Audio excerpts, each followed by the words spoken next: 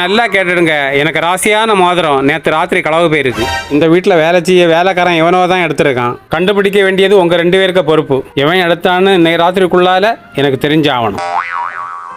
A few moments later. நம்ம முதலாளி சொன்னார்ல, அவருக்கு மோதிரத்தை எவனோ களவாண்டுட்டான் அப்படி சொல்லி. அது நான் தான் பார்த்துக்க. எப்படியா ராத்திரிக்குள்ளால கண்டுபிடிச்சிருவாரு. கொலை பண்ணாம விட மாட்டாரு. இதுக்கு ஒரே ஒரு வழி தான் இருக்கு. முதலாளிக்கு தெரியாம நேட்டோ ஓடிடு.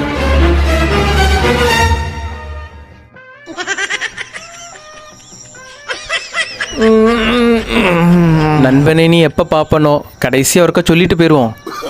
மாப்பிள்ள, நீ சொன்ன மாதிரி நான் ஊரை விட்டு போகிறேன் பார்த்துக்க. எனக்கு செலவுக்கு பைசா இல்லைன்னு சொல்லிட்டு முதலாளிக்கு ரூபா எல்லாத்தையும் அள்ளிட்டேன். அதே மாதிரி அவர்கிட்ட நீயும் கொஞ்சம் ஜாக்கிரதையாகவே இருந்துக்க. சரி, அந்த பையன் அங்கேயா இருக்கான். அப்போ இங்கே கூட இருந்தே களவாங்க இல்லைல்ல கள்ள நாய.